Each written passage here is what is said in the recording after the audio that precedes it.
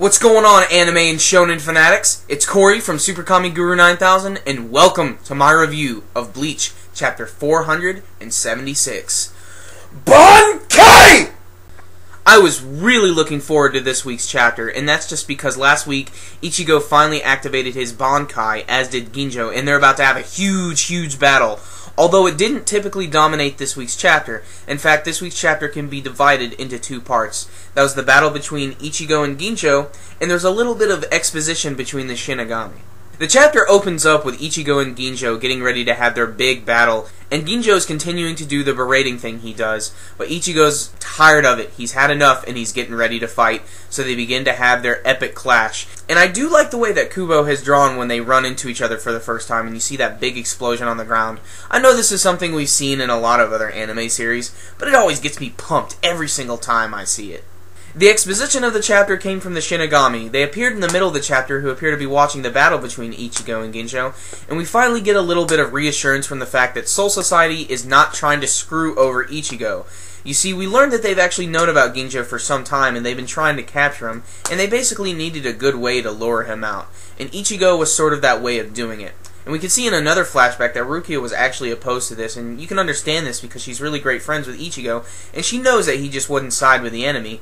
But luckily, they had faith and things were able to work out. Byakuya was able to reassure Rukia that they came together.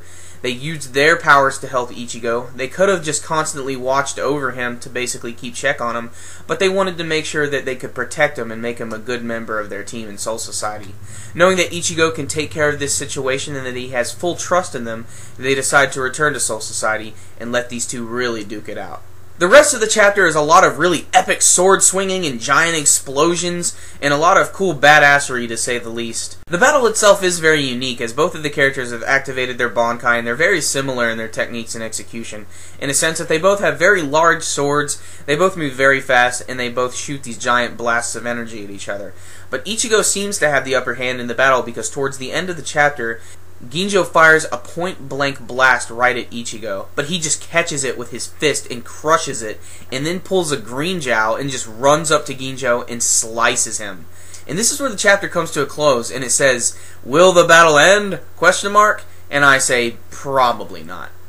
Upon a second read of this chapter, I really enjoyed it. When I first read it, I didn't really dig it too much, and that's just the fact that I felt that maybe the whole Ginjo-Ichigo fight is being a little too rushed.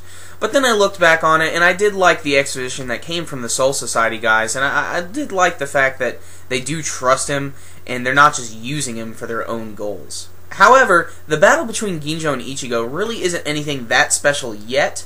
Even though the end of the chapter did indicate that this is the end of the battle, I really highly doubt it, and that's because there was one little bit of dialogue at the beginning of the chapter where Ginjo was letting Ichigo know that he has a little bit of hollow in him as well, and I have a feeling that somehow the hollows are going to get involved in this fight, and both of them are going to, like, go crazy.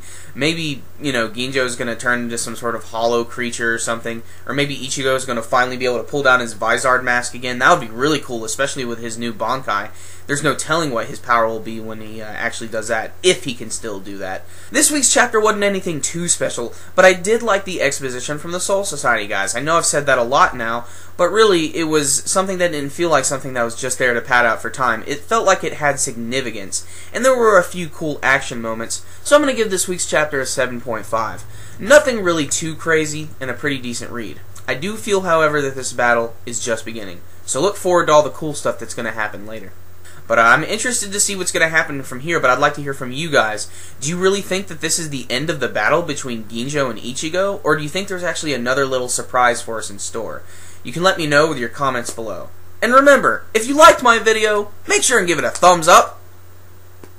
I'm sorry if that came off as mean, but seriously, if you did like the video, make sure and give it a thumbs up. It's great motivation for me, and it allows me to make some great content for you guys. That concludes my review this time, guys. SuperKamiGuru9000. Out.